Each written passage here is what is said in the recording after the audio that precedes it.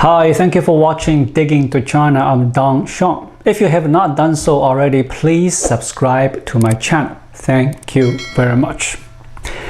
Seemingly never-ending lockdowns of financial capital, brutal crackdowns on major industries don't inspire confidence among high-income earners, right? Right, it is a no-brainer question. But China's President Xi Jinping tried the experiment anyway. Now, investment migration consultancy Henley Partners estimates that 10,000 high net worth residents of China want to leave the country this year and pour $48 billion with them.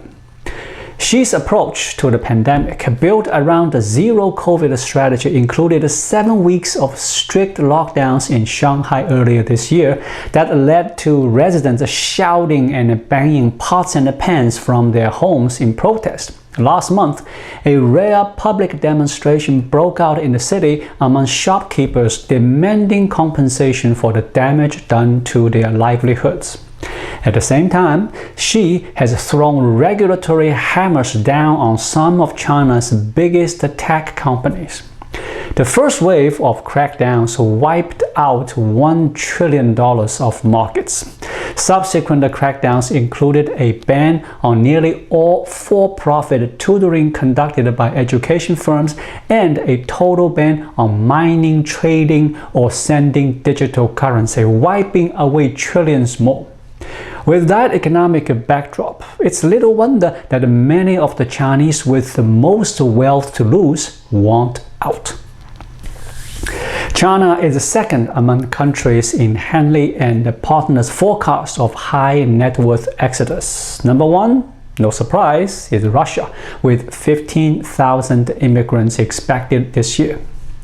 For the first time in 3 years, activity from overseas real estate buyers has increased during a time when the housing market is under scrutiny and seeing astonishing price increases.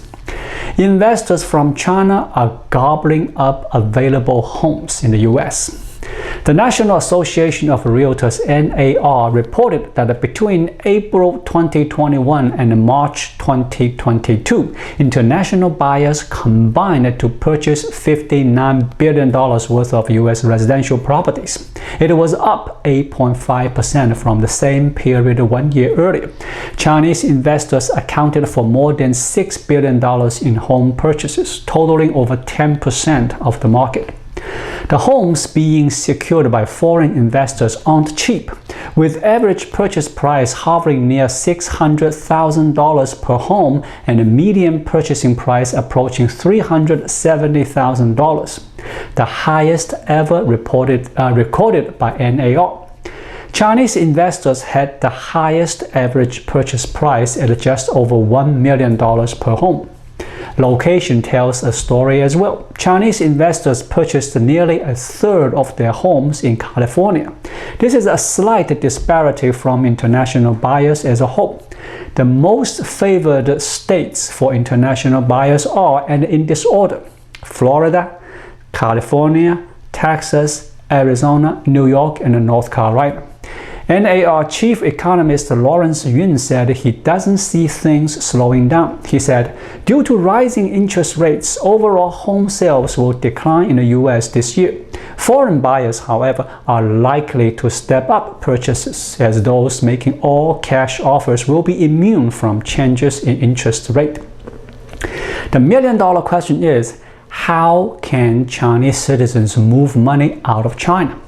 Chinese citizens can only convert $50,000 worth of yuan into foreign currency in a single year. Tricks to get around that cap, such as using cryptocurrencies, are quickly being banned. There are loopholes exploited by Chinese citizens, or in some cases outright law-breaking. As a matter of fact, finding a way around Beijing's capital control is something of a national pastime.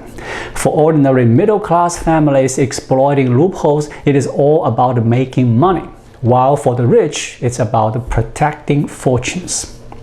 Some expats try to get renminbi out of China through Hong Kong. However, some of the methods used to do so aren't cost-effective. Time is also money. So taking a flight to Hong Kong from Shanghai, Shenyang, or Beijing to get money out of China doesn't make any sense. For returnee Chinese with foreign passports, it is often easy to get money out of the country.